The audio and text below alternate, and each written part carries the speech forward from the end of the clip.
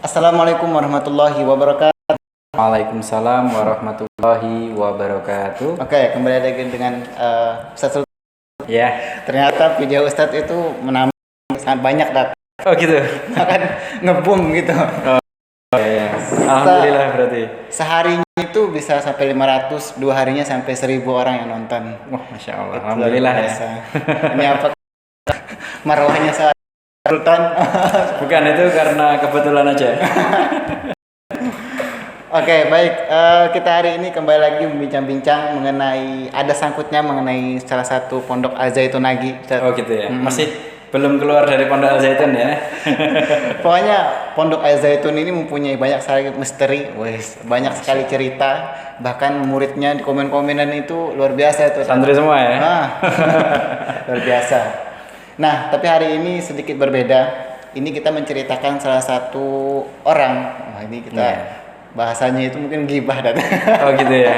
Dan apa lah, ini seorang yang Gibah syariah. Nggak ada gibah syariah ya. Ini kita ada maksud dan tujuan sih, Ustaz. Oh gitu. Biar jangan sampai orang ini dan ada orang jangan sampai ibaratnya terpengaruh dengan orang ini. Oh gitu. Siap. Nah, siapakah dia? Nanti kita ceritakan. Baik, kita buka dengan salah satu ada alumni dari pondok saya sebenarnya, Ustaz. Oh gitu. Saya sebut namanya adalah Pendeta Saifuddin Ibrahim. Oh iya. Ternyata saya kaget juga. Ternyata pas dicari-cari itu pernah mengajar di Pondok Al Zaitun. Benar sekali. Nah, kebetulan kan juga ngajar Ustaz Sultan nih. Iya, benar sekali bahwa si Saifuddin Ibrahim ini ya, dulu saya sangat menghormatinya, bahkan kita sangat takut di sana dia sangat dihormati lah, disegani. Tapi saat ini kita mendengar berita beberapa waktu terakhir ini yang membuat ya respect itu mau nggak mau hilang. Betul. Gitu. Saya nggak mau dikatakan muridnya, saya salah satu korbannya. Nanti bisa diceritain sebenarnya beliau ini berkiprahnya apa sih, atau kayak pengajarannya kayak gimana itu membuat penasaran. Iya. Berarti pas ngajar itu ya belum pindah agama berarti kan? Iya, belum ya. Belum. Nah, baik, mungkin langsung saja mengenai bincang-bincang mengenai Pondok Al Zaitun juga. Sebenarnya beliau itu statusnya apa sih di sana? Di sana beliau itu statusnya tidak hanya ustadz atau guru, tapi guru. dewan guru gitu ya. Dewan guru itu beliau itu dulu membawahi organisasi, jadi setiap angkatan itu ada MP, manajemen pendidikan. Seakan-akan setiap angkatan itu punya kepala sekolah sendiri. Nah, setiap pimpinan-pimpinan tersebut atasnya lagi ada namanya dewan guru. Yang menentukan kurikulum sekolah, yang menentukan apa saja yang harus diajarkan dan lain sebagainya. Itulah dewan guru. Dan dia juga ngajar waktu itu, dan yang dia ngajarnya di kelas khos. Kelas khusus. Kelas khusus. Jadi di Al Zaitun dulu kelas 12 itu ada jurusan IPA khos dan IPS khos. IPA khos dan IPS khos ini maknanya khusus. Khusus itu adalah tempat atau kelas untuk kakak-kakak kelas yang IQ-nya di atas rata-rata. Wah, super pinter gitu. Tapi beliau emang berarti kalau secara tidak langsung ya, beliau itu udah tingkatan yang tinggi ngajarnya tuh. Tingkatan yang tinggi. Bahkan satu pondok itu, terutama anak-anak yang nakal dalam tanda kutip ya, anak-anak yang nakal itu pasti kenal sekali dengan Saifuddin Ibrahim ini. Dulu teman-teman dari Al Zaitun, kakak-kakak kelas masih ingat, pasti masih ingat dengan nama Boim, Kalian masih ingat. Nah, Saifuddin Ibrahim ini kita panggilannya Boim gitu. Boim. Tapi kita nggak manggil ke beliau dengan Boim gitu enggak, karena kita nggak berani. Karena perawakannya tinggi besar, gemuk tinggi besar, dan ringan tangan ya. Saya kira semuanya anak-anak yang bermasalah dulu nggak cuma sekali dua kali mungkin merasakan kalau Anda adalah korban ringan tangan dari Boim ini, kita satu server. Saya baru ngerti ternyata ringan tangan itu maksudnya. Iya, ringan tangan di sana maknanya Oh gitu. Salah dikit keplak ya. Dulu nggak ada Komnas HAM di sana. Saya kira memberi tadi. Oh bukan memberi. Ringan tangan itu ini diberi salam olahraga ya, ceplak gitu.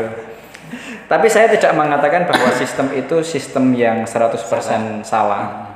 Maksudnya karena dulu memang banyak anak-anak yang nakal, saya akui termasuk saya sendiri, bukanlah santri yang baik, maka sistem seperti itu sebenarnya kita kalau ngelapor orang tua dulu tuh malah orang tua yang marahin kita. Meskipun kita ditampar sedemikian rupa. Tapi dalam kasus Boim ini, kita sebut Boim aja ya.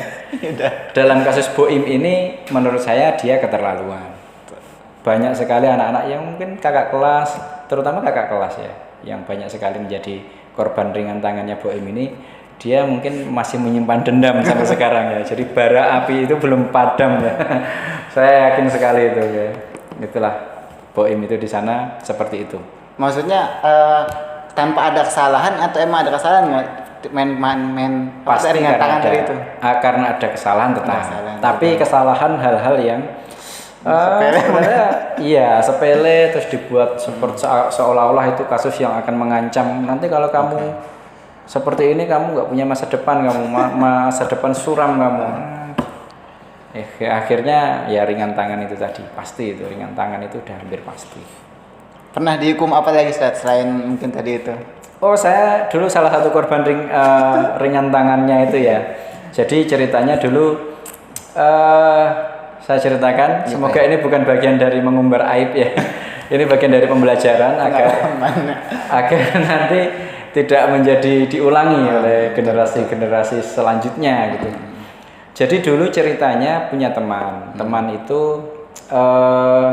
ya namanya sekamar pasti ada permasalahan, ada berantem dan lain sebagainya. Nah, ada satu teman yang kita itu satu kamar itu agak dalam tanda kutip ya, agak nggak suka gitu karena dia pelit dan lain sebagainya.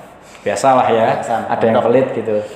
Kemudian saya meminjam bajunya tanpa izin atau dalam kata lain gosok gitu ya. Jadi minjem baju tanpa izin di pondok itu apalagi sekamar itu kadang udah hal yang sangat lumrah gitu. Tapi itu sebenarnya nggak boleh, itu nggak boleh. Gosok ya itu ya. Ceritanya gosok. Terus kemudian di hari yang sama teman saya itu punya makanan nastar gitu. Dia baru dapat paket kalau nggak salah. Punya nastar, terus nastar itu ditaruh di meja sebenarnya, tidak di lemarinya, ditaruh di meja. Hanya saja di meja belajar itu kan kita semua orang bisa mengakses ya, sekamar itu. Diambillah sama teman saya 1, 2 gitu. Terus kemudian si yang punya ini merasa kehilangan. Kok nastar gue tinggal segini gitu ya, aduh. Kan dia taruh di meja, harusnya ya ikhlas-ikhlas aja kalau diambil sama teman-teman. Kalau tempat umum jadi umum. Jadi di tempat umum jadi umum. Akhirnya teman-teman saya yang lain ngambil. Singkat cerita, si anak ini tidak terima yang punya ini. Akhirnya dia ungkap semua dari yang gosok tadi, bajunya dipinjam temannya tanpa izin, nastarnya berapa keping hilang gitu ya. Akhirnya dia lapor ke ayahnya. Ayahnya langsung telepon. Kalau tidak salah ceritanya ayahnya itu punya nomornya si Boim ini. Entah dengan nada marah-marah atau seperti apa saya kurang tahu. Yang pasti Boim murka waktu itu. Murka. Ya, kebetulan Boim waktu itu piket di asrama saya. Jadi ustadz-ustadzah yang piket di asrama itu di piketi ya gantian gitu ya. Kebetulan hari itu Boim piket. Nah, singkat cerita Boim piket situ. Akhirnya kita dipanggil. Padahal kita udah pokoknya kalau Boim piket jangan cari masalah dah gitu. Jangan cari masalah gitu. Udah sangat berhati-hati tapi ternyata masih terjebak juga. Akhirnya kita dipanggil Boim. Waktu itu kita masih kelas 8. Kelas 2 SMP. 2 SMP. Dipanggil lah kita oleh Boim di sidang kita tanpa panjang kata dan panjang enggak ya interogasi 1-2 kata kita karena sangat takut ya waktu itu gemetaran dan lain sebagainya. Dia udah megang penggaris kayu yang panjang itu ya, tapi itu nggak digunakan. Dia pakai tangan kosong, dia gentle dia. Maju ceplak. Pernah minjem apa?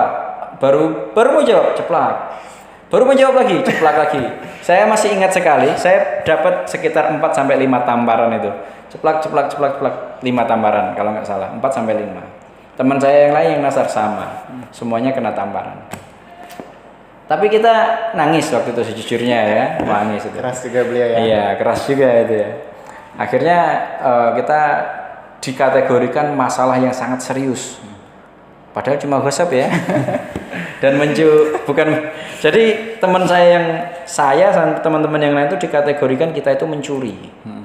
Sama Boim itu waktu itu. Saya nggak terima itu ya. Akhirnya dihukumlah kita, dibawa ke istilahnya itu mahkamah yang lebih tinggi gitu ya. Kita dibawa ke Abu Bakar, disidang di Dewan Guru. Ruang sidang lah ya. Iya, disidang di Dewan Guru tersebut. Padahal menurut saya kasus yang serupa, tapi yang menangani ustadz yang lain itu selesai di asrama, nggak akan kemana-mana gitu. Dan menurut saya waktu itu karena udah ditampar harusnya udah selesai kan ya, karena udah mendapatkan tamparan ya, semuanya udah dapat tamparan. Tapi ternyata nggak berhenti sampai situ. Dibawalah kita ke Dewan Guru, dan di situ Boim sendiri yang memimpin sidang. Jadi ada beberapa ustadz gitu yang memimpin, Boim sendiri yang memimpin, Boim sendiri yang memutuskan. Waduh. Dia putuskan bahwasanya ini anak-anak masih kelas 8. Ini kalau mencuri seperti ini bagaimana nanti besarnya? Panggil orang tua. Waktu itu diputuskan panggil orang tua. Nangis semua gitu. Waduh kok dipanggil orang tua. Akhirnya ya orang tua kita semua datang. Yang pasti kisah itu sangat membekas ya. Jadi saya itu sama ayah sama ibu sampai enggak anakku mencuri gitu ya. Terus ketika ayah saya mendengar cerita yang sesungguhnya, karena ayah saya juga produk pesantren gitu, lah ngerti lah ya. Gitu doang masa dipanggil orang tua gitu jauh-jauh dari Sragen ke Indramayu. Teman saya yang lebih parah, ngambil nastar 2 keping, orang tuanya dari Maluku dipanggil. Dari Maluku jauh-jauh hanya karena anaknya mencuri 3 keping. Ada pelajaran di sini bahwasanya mencuri baik sedikit ataupun banyak ya sama-sama nggak boleh gitu ya. Nah, itulah pembelajarannya itu waktu itu. Oke. Sehingga kita semua orang tua datang. Yang masih saya ingat juga ayah saya kan kebetulan bisa bahasa Arab. Saya waktu itu nangis terus kemudian bilang, ya saya tuh udah ditampar 5 kali masa gitu. Terus ayah saya malah marah juga sama saya. Lagian kamu kesalahan seperti itu. Tapi setelah itu ayah saya sebenarnya protes. Sempat ngomong sama Boim ini dengan bahasa Arab. Saya waktu itu belum terlalu paham ya. Entah memprotes apa tapi saling gontok-gontokan gitu ya. Agak saling bersih tegang gitu meskipun akhirnya ya udah salaman. Itulah pengalaman saya yang pertama dengan Boim itu. Pengalaman yang lain banyak sekali ya. Jadi setiap Boim piket pasti mencekam. Oke, baik. Itu mengenai mungkin apa namanya? Secara pemimpinan beliau di sana gitu. Yeah. Sekarang kita mungkin masuk kepada pemikiran tuh. Nah, pemikiran beliau itu tentang Islam kayak gimana tuh?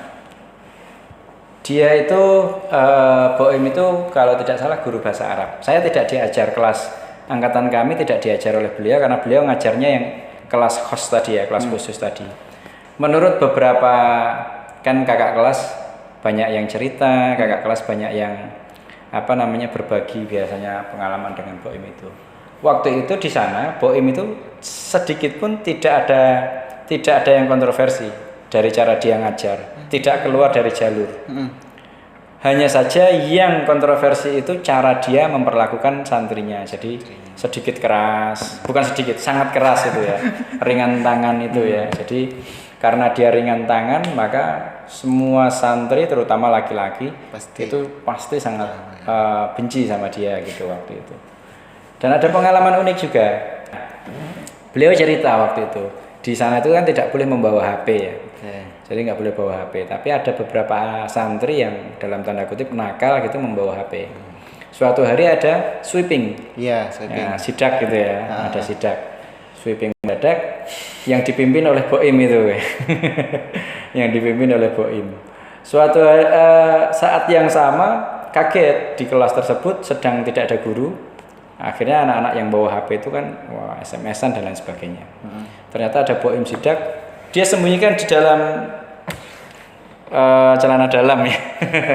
Dia sembunyikan di situ HP-nya agar nggak ketahuan gitu ya.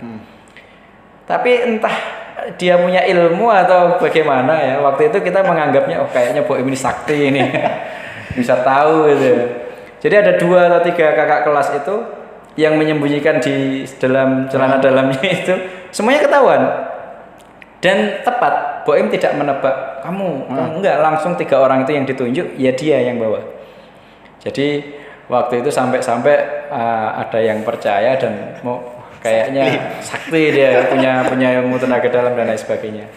Itu kalau menurut saya mungkin penjelasan ilmiahnya karena mungkin Boim punya mata-mata di dalam kelas dan lain sebagainya. Itu mungkin karena dia punya kelebihan ketegasan ya, mengintimidasi orang lain itu sangat diakui ya sejak saya dulu. Jadi dia masuk ke kepolisian, masuk ke bagian interogasi, yang interogasi maling-maling gitu ya, pasti semuanya kebongkar itu.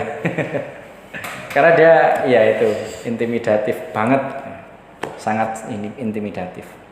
Oke, berarti hari ini kita membahas tentang kesaksian Boim di Mahat Al Zaitun. Ya, betul sekali, benar sekali, luar biasa itu ya. Apa namanya? Mungkin banyak video yang beredar tentang Boim yang memprospek betul orang-orang untuk keluar atau murtad dari agama Islam. Saya tidak membahas dia pindah kemana.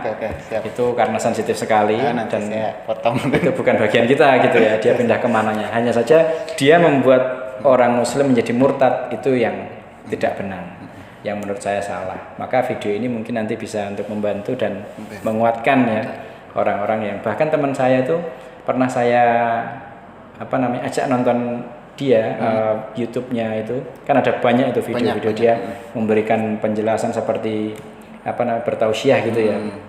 Katanya wah ini memang kalau orang yang terlalu, satu yang imannya lemah, dua yang terlalu rasional, itu pasti tertarik dengan pemikiran ini. Betul, soalnya pemikiran atas dirinya sendiri gitu. Nah itu yang sering dia angkat, mungkin bisa dinotis ini ya, bisa di garis bawah. Yang sering dia angkat, itu adalah bahwasanya Nabi Muhammad menikahi lebih dari 4 istri. Betul. Atau memiliki lebih dari 4 istri. Padahal Al-Quran yang dibawa oleh Nabi Muhammad itu hanya memperbolehkan 4 istri. Maka logikanya Boim ini, Muhammad itu menyalahi apa yang dia bawa. Dia membawa Al-Quran atau membawa risalah Allah, tapi dia melanggarnya sendiri. Maka Muhammad ini perlu dipertanyakan kerasulannya gitu. Kira-kira seperti itu. Yang sering dia pakai senjata utama untuk memurtadkan jamaah-jamaah Islam yang ada di Indonesia ini. Bahkan saya pernah membaca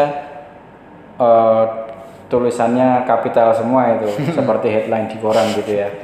Prestasi sudah memurtadkan ratusan gitu. Nah itu pukulan telak bagi kita sebagai umat Muslim, bahwasanya kenapa bisa ada seperti itu. Dan Boim sendiri juga dulunya Muslim dan dia mengajak orang lain, kalau dalam keyakinan kami bahwasanya dia ngajak orang lain untuk ikut masuk ke neraka. Nah, sifat dasar iblis kan memang oke, aku ikhlas di neraka tapi aku mau ngajak umatmu gitu ya dulu. Kalau kasarannya seperti itu, akhirnya terbukti tidak hanya iblis dalam wujud yang tak terlihat, tapi iblis dalam wujud ya dalam tanda kutip Boim ini ya.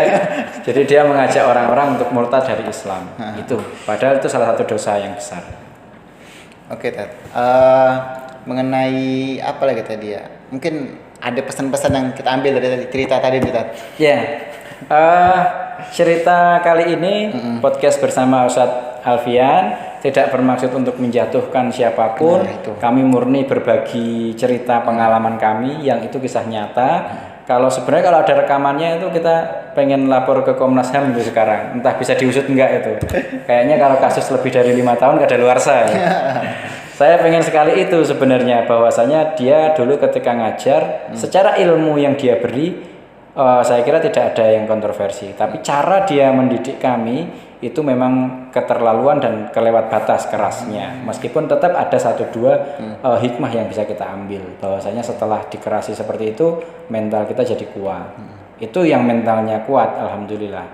Apakah ada santri-santri lain yang terus kemudian menjadi minder, menjadi apa dan lain sebagainya? Saya kira banyak juga.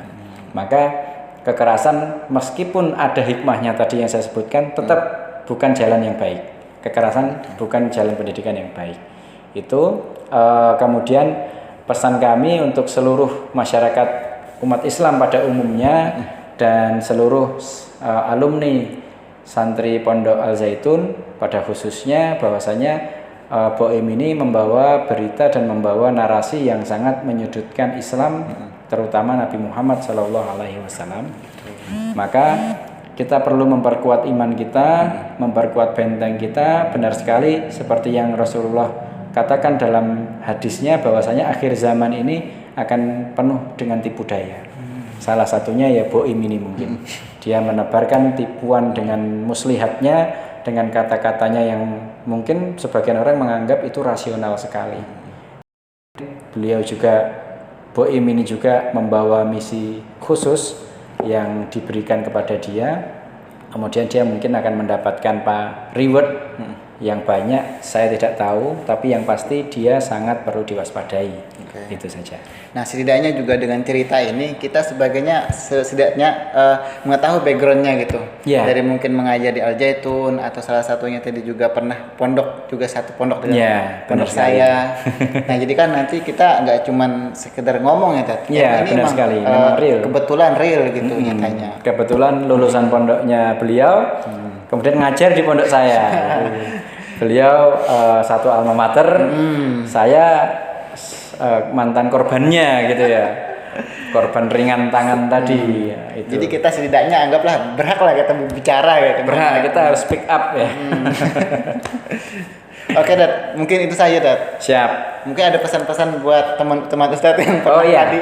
Oke, teman-teman alumni Al Zaitun semuanya yang pernah merasakan keganasan dan ringan tangannya Boim ini, semoga kalian semua kuat. Kita satu server, dan jangan lupa silahkan share cerita kalian di kolom komentar.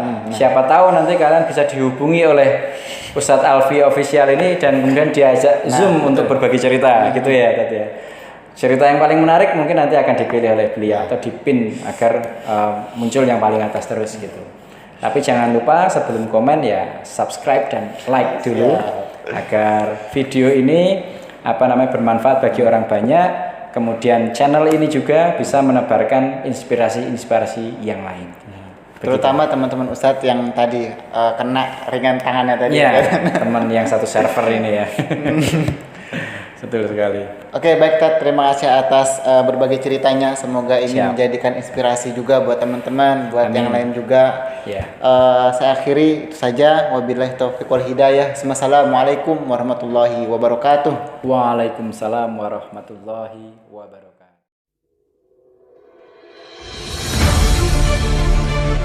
Assalamualaikum warahmatullahi wabarakatuh. Alhamdulillah rabbil alamin. Nahmaduhu wa nasta'inuhu wa nastaghfiruh wa na'udzu billahi min syururi anfusina wa min sayyiati a'malina. May yahdihillahu fala mudhillalah wa may yudlil fala hadiyalah. Selamat siang rekan-rekan semua dimanapun Anda berada. Mudah-mudahan selalu sehat walafiat, tidak kurang suatu apapun. Dalam kesempatan kali ini kita akan tampilkan video perdebatan antara Pendeta Saifuddin Ibrahim melawan Ustadz Insan Mokoginta, yang mana banyak sekali dari pertanyaan-pertanyaan dan fitnahan-fitnahan dari Saifuddin Ibrahim yang terpatahkan dan terjawab oleh beliau Ustadz Insan Mokoginta. Untuk selengkapnya mari kita saksikan videonya. Dan sebelumnya mohon untuk di like, juga di subscribe, juga di share sekiranya nanti ada hikmah ataupun ada manfaat dari perdebatan ini, agar supaya diketahui juga oleh rekan-rekan Anda. Terima kasih, selamat menikmati.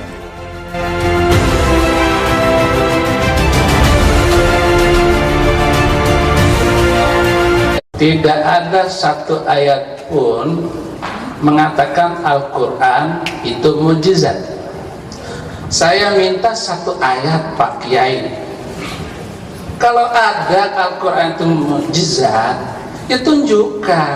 Kalau Muhammad punya mukjizat, itu saya bacakan ayat-ayat dalam Al-Quran, pakai Al-Quran sendiri.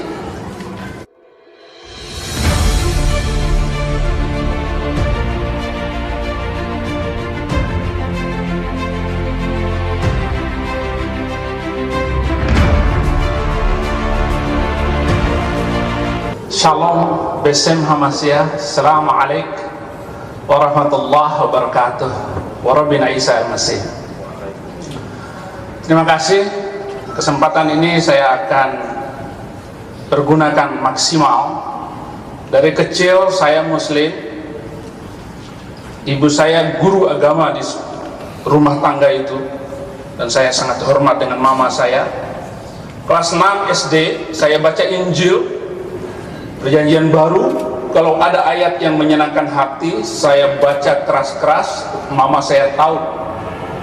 Kemudian saya bilang, "Mak, saya nggak akan menjadi orang Kristen." "Nanti kamu masuk Kristen." "Catat, Mak, saya akan menjadi pembela Islam paling berani." Kelas 6 tamat, SMP tamat, penasaran di mana sekolah yang mengajarkan Injil. Sambil saya baca banyak buku Hamran Amri, Yusuf Roni, saya benci semuanya. SMA Muhammadiyah di Bima, dapat beasiswa dari pimpinan pusat Muhammadiyah. Kuliah di Solo, ambil jurusan perbandingan agama. Semua agama saya pelajari. Yahudi, Kristen, Islam saya pelajari. Hindu, Buddha saya pelajari. Kuliah itu saya pakai kesempatan saya dakwah ke Klaten, Wonogiri, tidak kurang 15 orang Kristen masuk Islam. Pendeta saya debat. Malam ketiga dia bilang Islam itu jorok dan kumuh. Saya bilang pada pendeta itu, "Benar pendeta, tapi harus garis bawahi yang jorok dan kumuh bukan Islam, orangnya." Nggak ada orang Islam masuk masjid pakai sepatu. Pendeta itu tidak berkedip memandang saya. "Pak Pendeta, sebelum orang Islam bertemu dengan Tuhan, cuci tangan dulu supaya tangannya selalu berbuat baik, wajah berseri-seri, telinga berpikir dingin." Pokoknya saya jelasin arti wudhu. Masuk kamar mandi, ambil air sember, diguyur seluruh tubuhnya. Keluar basah kuyup, Mas Saifuddin, sekarang saya sudah jadi orang Islam. Saya bilang, "Bukan begitu caranya Pak Pendeta." "Terus bagaimana?" "Besok pagi datang ke KUA, ucapkan 2 kalimat syahadat, daftarkan nama Bapak di sana." Dilakukannya. Seminggu kemudian pendeta ini lalu daftar namanya ke KUA. Sebulan kemudian saya diberikan 1 setelan jas karena saya yang khutbah pendeta masuk Islam. Kemudian meninggal nih, coba dia bahwa orang membuat dia masuk Islam, sekarang sudah jadi orang Kristen. Kasihan dia dulu. Inilah berita sesat yang disangka orang sesat. Tapi sekarang sudah mendapat kebenaran di dalam Yesus Kristus. Saya bilang kalau ada sepotong ayat, ada Muhammad dalam Injil, saya masuk Islam lagi. Nggak ada satu potong pun. Itu saya pertaruhkan. Saya bukan belajar sembarangan, tetapi saya sungguh-sungguh belajar bahwa tidak ada nama Muhammad dalam Perjanjian Baru maupun Perjanjian Lama, dalam bentuk kata apapun atau rumpun kata apapun. Bapak nanti boleh ungkapkan itu. Kita akan baca ayat sebelumnya dan ayat sesudahnya. Ini tantangan loh Pak Kiai, tantangan.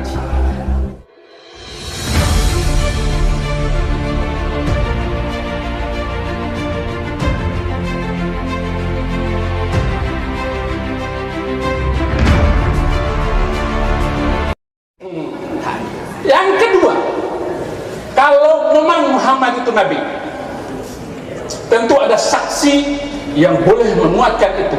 Seperti Musa dituntun ditemani oleh Harun, ada Nabi penolong pembantunya waktu itu. Adapun ungkapan-ungkapan bahwa Muhammad itu Nabi hanya ungkapan dari beliau sendiri. Tatkala orang-orang Nasrani dan orang-orang Yahudi pada zaman itu meminta pertanggung jawab kepada Rasulullah, "Apa bukti engkau Nabi? Tunjukkan satu mukjizat." Kalau Muhammad itu adalah Nabi, tentu dia menunjukkan ada bukti beliau Nabi. Tetapi tidak ada satu ayat Al-Quran pun yang menunjukkan Muhammad punya mukjizat.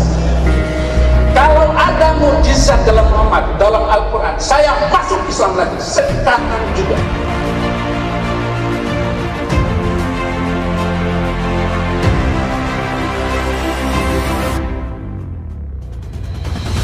Tunjukkan satu ayat bahwa Muhammad punya mukjizat dalam Al-Quran. Tetapi apa yang saya baca di dalam Al-Quran tentang mukjizat, katakan kepada mereka bahwa mukjizat itu urusan Allah, dan saya adalah orang-orang yang menanti seperti kamu semua. Jadi Nabi Muhammad sampai sekarang itu sedang menanti mukjizat. Sudah 1400 tahun sampai hari ini. Terima kasih, Tuhan Yesus memberkati.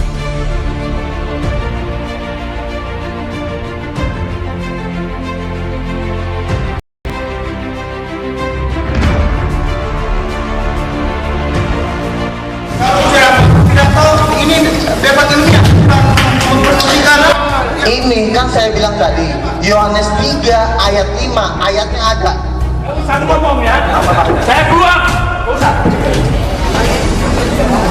Jangan mas, jemaat nggak boleh ngomong lagi tadi. Kenapa nggak mas? Nggak usah. Pulang. Apa kayak begini? Saya kambing. Pak, itu di sini saling masih Pak. Rasanya kena.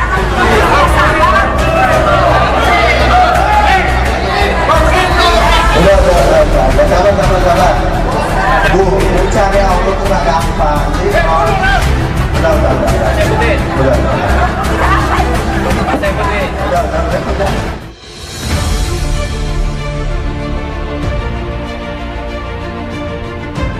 Bu, mencari Allah itu nggak gampang. Jadi udah.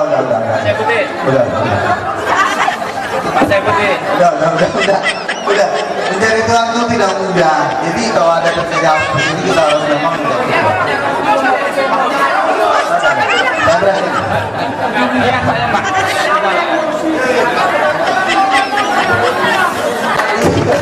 Oke. Baik, tepuk tangan. Bapak Ibu, tepuk tangan.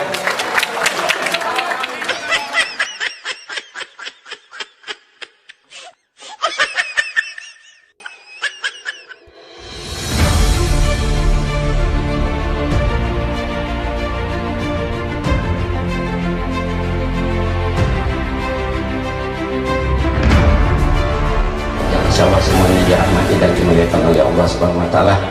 Saya kebetulan pembicara terakhir, mungkin bisa porsinya dilebih dikit. Tadi menarik sekali ya. Kalau saya mengamati pembicara-pembicara dari pihak mereka ini kebanyakan sudah keluar dari konteks yang sebenarnya ini, yang sedikit yang masuk, kebanyakan keluar. Katanya Nabi Muhammad tidak dipenuhi dengan Roh Kudus, maka dia bukan Nabi. Tapi saya yakin orang kalau dipenuhi dengan Roh Kudus tidak mungkin berakhlakul karimah yang buruk. Tapi saya yakin orang kalau dipenuhi dengan Roh Kudus tidak mungkin berakhlakul karimah yang buruk. Tidak mungkin berakhlakul karimah yang buruk. Kita sudah lihat tadi bagaimana Pak Pendeta sendiri menunjukkan akhlakul karimah yang tidak baik. Itu kalau dipenuhi dengan Roh Kudus nggak mungkin. Orang kalau dipenuhi dengan Roh Kudus tentu tidak mungkin berakhlakul karimah. Tunjukkan ajaran kasih sayang, lemah lembut. Bukan seperti tadi. Nah sudah baiklah. Kemudian juga Pak Luga mengatakan seolah tadi Ismail tidak diberkati oleh Allah. Itu dia tidak menunjukkan ayatnya. Itu di Kejadian 17 ayat 15 sampai 19. Bagaimana Nabi Ibrahim bermohon kepada Allah, biarlah Ismail berkenan hidup di hadapanmu. Tapi Allah berfirman tidak. Tidak, bukan menolak, tidak itu. Tidak, Sarahmu tetap akan melahirkan. Itu permohonan Abraham kepada Allah. Kan sudah ada Ismail, karena dia merasa sudah tua, nggak mungkin punya anak, sudah nomor paus, maka dia bilang biarlah, kan sudah ada Ismail. Tapi Allah menolak, tidak, istrimu Sarah tetap akan melahirkan anak. Dan kebetulan betul terjadi, lahirlah Ishak. Bukan penolakan terhadap Ismail. Kalau melihat terhadap Ismail, ayat ke-20-nya kata Allah, tapi tentang Ismail, aku akan membuat dia menjadi bangsa yang besar, dia akan kuberkati dan sebagainya. Itu sudah diberkati oleh Allah. Nah, kemudian tadi menurut Al-Quran, ya, Nabi Isa merupakan salah seorang nabi yang sangat-sangat kita muliakan, ya. Akan tidak sempurna iman seorang Islam kalau tidak beriman pada semua nabi, termasuk Nabi Isa alaihissalam. Tapi keberadaan Nabi Isa alaihissalam dalam Al-Quran, dia hanya sebatas nabi atau rasul yang diutus hanya kepada kaumnya saja. Wa yu'allimul kitab wal hikmata wa tawrata wal injil wa rasulan ila bani Israel, dan dia mengajarkan kepada Isa kitab, hikmat, Taurat dan Injil, dan menjadi rasul kepada Bani Israel saja. Kemudian kami menjadikannya sebagai teladan bagi Bani Israel. Bahkan di dalam Al-Quran di surat As-Saff ayat 6, ya, justru Isa sendiri yang memberi kesaksian. Kata Isa, hai Bani Israel, sesungguhnya aku ini hanya utusan Allah kepadamu, ya, membenarkan yang sebelumnya dari Taurat, memberi kabar gembira dengan seorang rasul yang akan datang sesudahku, namanya Ahmad. Nah, inilah Ahmad, inilah yang Bapak bilang tadi, paralektos, ya, di dalam, ya, bahasa Yunani itu Ahmad, dalam bahasa Arab yang terpuji, seorang penolong yang lain maksudnya tadi gitu, ya. Cuma kita tidak membahas khusus panjang itu, ya. Kita memberikan bukti-bukti tentang kerasulan Nabi Muhammad di dalam kitab-kitab yang turun sebelumnya. Nah, kenapa, ya, Allah mengutus Nabi Muhammad yang menjadi rasul terakhir, penutup para nabi, khataman nabiin? Karena semua nabi sejak Nabi Adam sampai Isa alaihissalam, ya, orang Kristen bilang Yesus, mereka itu sebenarnya hanya diutus untuk kaumnya saja. Nabi Isa alaihissalam diutus hanya untuk Bani Israel saja, bukan untuk seluruh dunia, seluruh alam semesta. Maka jadi ibarat semua nabi sejak Adam sampai Isa, mereka itu cuma nabi-nabi lokal, ya kan? Nabi lokal. Makanya perlulah orang Allah mengutus seorang rasul terakhir, ya, dengan membawa wahyu yang terakhir Quran dan agama antara Islam, untuk apa? Untuk menggantikan apa yang pernah diutus dan diturunkan sebelumnya menjadi satu agama yang rahmatan lil alamin, berlaku untuk seluruh alam semesta, berlaku untuk seluruh manusia. Wa ma arsalnaka illa rahmatan lil alamin wa ma arsalnaka illa kafatan linnas bazira wa nazira walakin aktsaran nasi la ya'lamun. Tidaklah kami utus engkau Muhammad melainkan kepada semua manusia untuk membawa berita gembira dan peringatan, tetapi kebanyakan manusia tidak mengetahui. Nah, ternyata apa yang dikatakan oleh Nabi Isa alaihissalam tersebut itu ternyata benar. Apa yang dikatakan Isa alaihissalam, dia rasul untuk Bani Israel, di Injil ini, Injil Matius pasal 10 ayat 56, ini ucapan Yesus. Yesus punya murid 12 orang, dia suruh semua muridnya silakan dakwah kemana saja, tapi Yesus wanti-wanti, jangan kamu menyimpang ke bangsa lain atau masuk kota orang Samaria, tapi pergilah kepada domba-domba yang hilang dari umat Israel. Kenapa? Kan memang dia ditugaskan hanya untuk Bani Israel saja, tidak untuk seluruh dunia. Kemudian kita lihat di sini Matius 15 ayat 24, ini pengakuan Yesus yang jujur dan polos tertulis di Injil. Kata Yesus, aku diutus hanya kepada domba-domba yang hilang dari umat Israel. Yesus yang berkata, ya, dia hendak untuk. Kemudian kita lihat di sini pasal 13-23, dan dari keturunannya lah, sesuai yang telah dijanjikannya, Allah telah membangkitkan juru selamat bagi orang Israel, yaitu Yesus. Coba digeser sedikit, ini fokus sekali fotonya. Jadi Yesus, dia seorang juru selamat, tapi hanya untuk Bani Israel, bukan untuk seluruh alam semesta atau seluruh dunia. Bahkan Yesus melarang memberitakan Injil di Indonesia. Di Indonesia dilarang oleh Yesus untuk memberitakan Injil. Dilarang. Yesus sendiri, kita lihat di Kisah 16, 6 dan 7, dan mereka melintasi tanah Frigia dan tanah Galatia karena Roh Kudus mencegah mereka untuk memberitakan Injil di Asia. Dan setibanya di Misia, mereka mencoba mereka masuk daerah Bitinia, tapi Roh Yesus tidak mengizinkan mereka. Pertanyaannya, Indonesia masuk Asia enggak? Masuk. Berarti Indonesia termasuk yang dilarang oleh Yesus untuk memberitakan Injil. Kenapa? Karena dia diutus hanya untuk Bani Israel saja, ya? Tidak untuk seluruh dunia, tidak untuk seluruh alam semesta. Tentang Roh Kudus saya kembali sedikit, ya. Roh Kudus itu, ya, kalau kita sebenarnya kan malaikat Jibril, mereka Roh Kudus itu baru diangkat jadi Tuhan itu tahun 381 Masehi pada konferensi Kalkedon, Mbak ya. Bapak sendiri paling ngerti. Yesus diangkat jadi Tuhan tahun 325 Masehi, konferensi ini saya Pak ya. Jadi Yesus diangkat jadi Tuhan itu diibaratkan kita muktamar. Manusia mengangkat Yesus jadi Tuhan. Roh Kudus diangkat jadi Tuhan itu konferensi Kalkedon tahun 381. Jadi Yesus dan Roh Kudus jadi oknum Trinitas itu yang mengatakan itu manusia. Ada berjuta-juta manusia hidup di dunia ini, berjuta-juta manusia. Anak kecilnya banyak yang hafal Al-Quran di luar kepala. Betul? Karena dia betul-betul mujizat. Pertanyaan saya, kalau ada sembarang orang Kristen yang ada di sini, termasuk Pak Pendeta, hafal satu lembar ayat Bible, saya akan masuk Kristen saat ini. Silakan, satu lembar, asal pas titik komen. Silakan, satu lembar. Tapi Al-Quran mujizat Rasulullah, subhanallah, luar biasa. Jutaan orang hafal di luar kepala. Kata SD, anak kecil banyak. Itulah mujizat Rasulullah.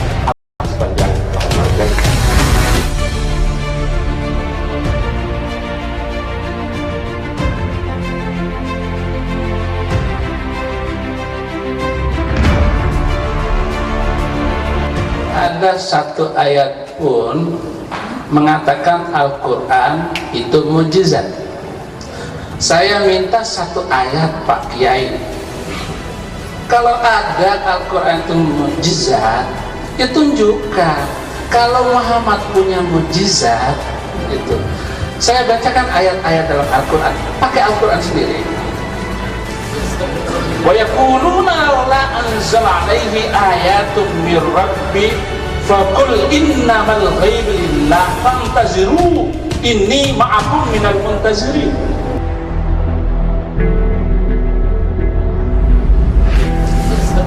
Wa yaquluna la anzala alaihi ayatun mir rabbi faqul innamal ghaibu lillah fantaziru inni ma'akum minal muntazirin.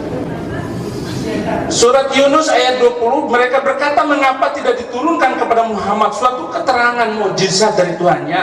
Maka katakanlah, sesungguhnya yang gaib itu kepunyaan Allah.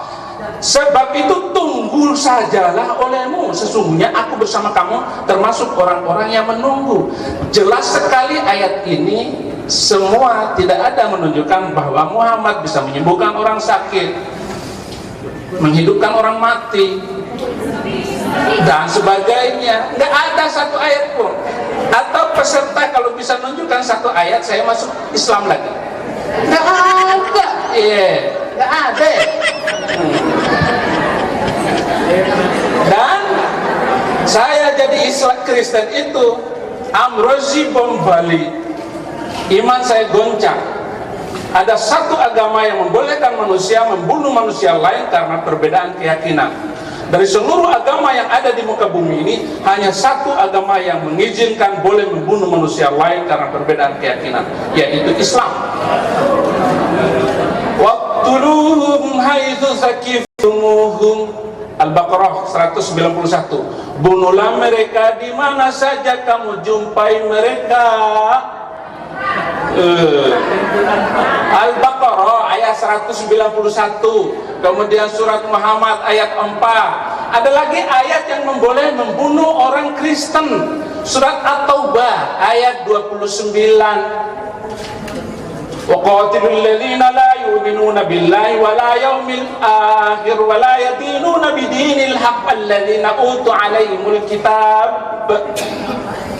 Perangilah orang-orang yang tidak beriman kepada Allah dan Rasul, yaitu mereka yang diberikan Alkitab kepada mereka. Ayat ini jelas sekali boleh membunuh orang Kristen. Jadi tidak salah, Anda semua boleh bakar gereja. Amrozi itu Al-Quran, nggak salah. Walaupun Amrozi sudah dibunuh hari ini, nanti akan ada Amrozi baru 10 tahun, 20 tahun yang akan datang. Kenapa? Karena ada kitab sucinya. Saya minta kepada Ihsan Mokoginta untuk menunjukkan satu ayat Muhammad punya mukjizat. Kalau mengatakan Quran sebagai mukjizat, mana ayatnya? Terima kasih. Terima kasih.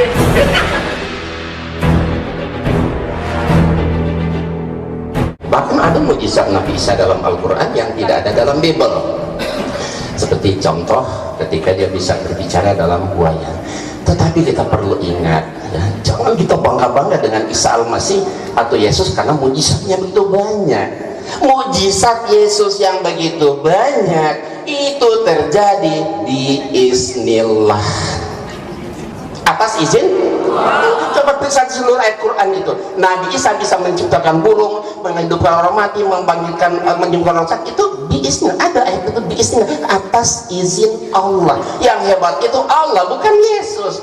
Yesus nggak bisa berbuat apa-apa kalau tidak dikabulkan oleh Allah. Kalau tidak dikabulkan oleh Allah. Banyak ayat Bible Yesus mengaku nggak bisa berbuat apa-apa. Ya, Yesus ketakutan sama malaikat, ya kan? Kenapa? Karena dia manusia, dia bukan nabi. Jadi semua mukjizat Nabi Isa semua terjadi atas izin Allah. Sesungguhnya aku ini Allah, maka sembahlah aku saja. Itu yang saya tanya. Tapi kan tidak ada ayat seperti itu. Kalau ada, saya kan masuk Kristen juga saat ini. Tapi memang itu tidak ada.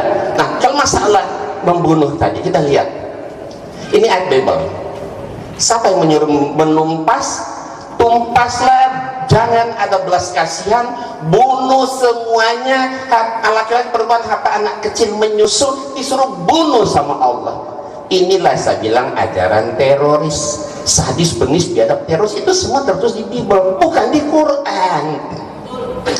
Saya heran, surat Muhammad ayat 4, beliau menunjukkan surat Muhammad 4. Tolong dibaca Pak Ustadz dengan Pak Pendeta, hati-hati. Itu ada di kurung. Ya, apabila kamu bertemu dengan orang kafir di medan perang, itu dibuang, maka pancunglah batang leher mereka. Jadi boleh kita membunuh, tetapi terhadap orang kafir, dan itu pun di medan perang, bukan asal orang Kristen bunuh. Kalau ketemu orang Kristen bunuh, maksudnya kita ada bunuh mereka semua kan? Enggak. Ayat itu coba baca dalam kurung di medan perang. Yang namanya ketemu orang kafir di medan perang, masa tebas leher kita? Kan kita bunuh, kita dibunuh. Tapi kata Allah di ayat sambungannya itu, tawanan itu kamu boleh bebaskan. Tapi kalau ini mana tadi?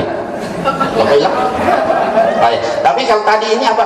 Bunuh semuanya, tumpas semuanya, jangan ada belas kasihan, bunuhlah semuanya, anak-anak maupun perempuan, ya, bahkan anak menyusul, lembu, semua binatang juga harus ditumpas, dibunuh tanpa belas kasihan. Oh, ini bergeser ya?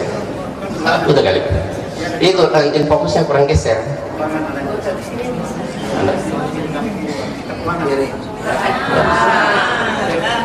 Jadi banyak kalau ayat-ayat kejam, sadis, biadab, teroris sebenarnya semua tertulis di Alkitab, bukan di Quran. Makanya saya bilang sama orang Kristen, kalian harus bersyukur kepada pelaku teroris. Kenapa? Karena mereka telah mengamalkan ayat-ayat Bible Anda.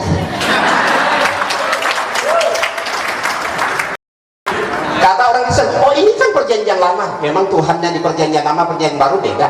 Sama. Kalau Yesus itu Tuhan, ganti sekarang. Beginilah firman Tuhan, ganti ya. Beginilah firman Yesus. Berarti Yesus yang nyuruh kan? Bunuh, tumpas semua, bunuh semua, anak laki-laki maupun orang menyusul, bunuh. Yesus yang nyuruh, berarti kan kalau Yesus itu Tuhan kan? Ayo, silakan. Kita gantian, apa yang terbayang? Apa yang terbayang kalau Yesus Tuhan ya? Kita lihat. Bagaimana bayangan kita? Kalau Yesus itu Tuhan, ketika Yesus baru lahir, ya, kalau dibiarkan kan mati kan. Ketika Yesus selesai buang air besar, apa yang terbayang? Ketika dia masuk toilet, ketika dia lapar, ketika dia sedang membantu bapaknya sebagai tukang kayu, kira-kira apa yang terbayang kalau Yesus itu Tuhan? Dia sangat merendahkan Yesus kalau dia sebagai Tuhan, tapi kalau dia sebagai Nabi, anak Maryam, wajar. Ya, demikian. Terima kasih. Kalau saya boleh jadi orang Kristen itu, kalau beliau karena Yesus, saya karena Muhammad. saya harus menjadi orang Kristen karena Nabi Muhammad menyuruh. Dan dalam Al-Maidah ayat 47, waliyahkum ahlal injil bima anzalallahu fihi wa man lam yahkum bima anzalallahu fa ulaika humul fasiqun. Hendaklah orang-orang yang pernah memegang Injil memutuskan perkara menurut apa yang diturunkan Allah di dalam Injil itu. Bapak masuk Islam, salah. Barang siapa yang tidak memutuskan perkara berdasarkan apa yang diturunkan oleh Allah, fasik. Jadi orang Kristen masuk Islam, fasik alias busuk. Tapi kalau saya masuk menjadi orang Kristen, itu adalah suatu kebanggaan. Yesus membawa agama damai. Yesus tidak pernah membawa pedang. Jangankan pedang, pisau dapur saja tidak pernah dibawa oleh Yesus Kristus untuk menakuti pengikutnya. Tapi Nabi Muhammad memimpin 27 kali peperangan. Beliau adalah panglima perang. Dan satu-satunya agama yang boleh berperang hanyalah Islam. Yang kedua, saya tidak mampu melaksanakan ajaran Islam. Al-Baqarah harus 208. Ya ayyuhalladzina amanu udkhulu fis-silmi kaffah.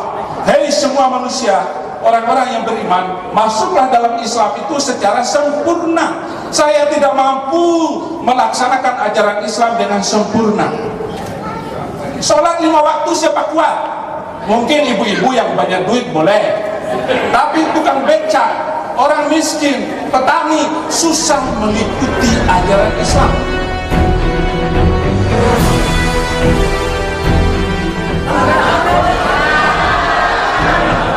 Oke, dalam Al-Maidah ayat 44, Salam begitu. ayat 44, barang siapa yang tidak memutuskan perkara berdasarkan hukum Allah, maka mereka adalah kafir. Saya sampai sekarang tidak mampu melaksanakan ajaran Islam dengan sempurna karena hukum Allah harus ditegakkan. Al-Maidah ayat 38, wasyariku wasyarikatu faqta'u awdiyahuma. Orang pencuri laki dan pencuri perempuan, potonglah tangan keduanya. Sampai hari ini hukum Islam tidak bisa berlakukan, apalagi di Indonesia. Saya masuk dan mengikuti ajaran Yesus Kristus yang telah memaafkan semuanya, mengampuni semuanya. Ada wanita yang berzina, diampuni dan dilepaskan. Tetapi pada zaman Nabi Muhammad, seorang wanita yang berzina dirajam sampai mati.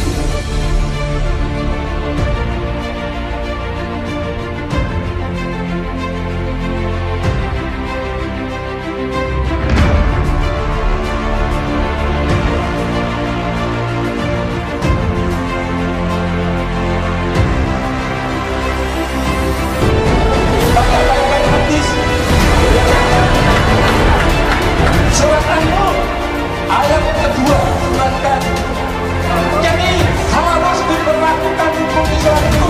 Kalau sekedar sholat kita kencing 5 kali gampang, kamu sholat sampai kita itu tidak apa-apa, tidak ada yang salah. Tapi kalau hukum pokoknya berlaku, hebat. Terima kasih. Baiklah, tadi beliau menyampaikan tentang pokok pangan hukum Islam.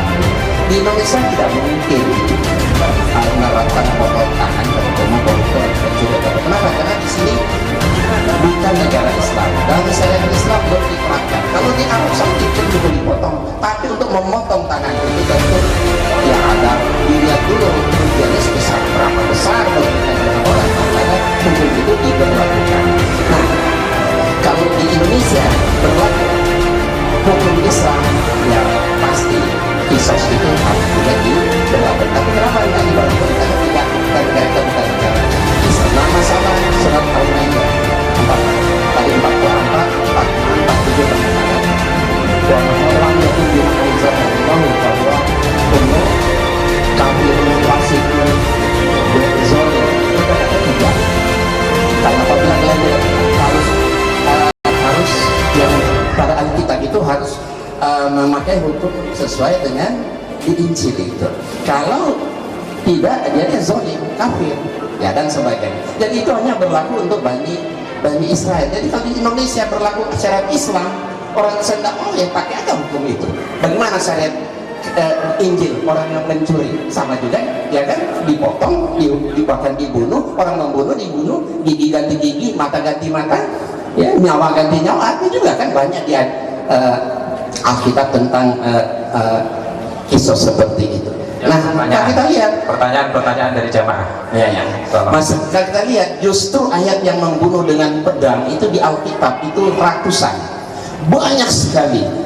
Coba kita lihat, Tuhan menyuruh masing-masing membunuh temannya, tetangganya, bahkan supaya dapat berkat. Supaya dapat berkat Allah, kita harus bayar dengan jiwa anak laki-laki saudara kita supaya kita dapat berkat. Apakah ya supaya dapat berkat Tuhan kita harus bunuh saudara kita laki-laki, ya, anak laki-laki kita, tetangga kita, teman kita? Ini ajaran apa? Ya, ini ajaran apa? Betapa sebelum ada di Al-Quran kan nggak ada ajaran-ajaran seperti ini. Pertanyaan terakhir tadi Pak Insan, ya. Bagaimana hukumnya ketika orang Kristen pura-pura masuk Islam menyusup, Islam pura-pura masuk Kristen menyusup? Bagaimana etika beragama dalam konteks itu? Ya, kalau dia berpura-pura, ya tentu kita harus cegah. Kalau kita tahu, kita harus usir, keluarkan, ya, karena di sini tidak berlaku syariat Islam, ya tentu saja tidak harus dihukum pancung atau dibunuh dan sebagainya. Tapi kalau kita tahu dia berpura-pura, ya kita harus cegah, ya kan? Karena itu mungkari, kita harus cegah dia, keluarkan dari Islam dan sebagainya. Begitu juga tentu sebaliknya, karena memang banyak orang-orang Islam yang ada orang Islam juga yang masuk ke Kristen, orang Kristen juga ada juga yang menyusup ke orang Islam. Ya banyak, teman-teman saya juga ada beberapa yang bekerja seperti itu, tapi masuk ke sana dalam rangka apa? Ya kan, dia ingin mengetahui lebih jelas, tahu tentang apa di Kristen. Orang Kristen juga begitu kan. Nah itu kan usaha-usaha untuk membongkar rahasia dari setiap agama. Apakah betul Islam dan Kristen selamanya tidak akan bisa diketemukan? Insya Allah bisa, kalau menurut saya. Insya Allah bisa, asal satu, modal saya jujur. Itu saja. Kalau kata saya, siapapun orang Kristen mau jujur ketemu saya, kali ketemu pasti dia kalah. Asal satu, jujur, ya kan? Selama dia tidak jujur, dia nggak mau terima satu kebenaran, itu percuma. Asal mau jujur, berapa ratus orang Kristen yang saya Islamkan. Kenapa? Dia datang dengan jujur dan dia betul-betul ingin mencari kebenaran. Asal betul-betul mencari kebenaran, insya Allah.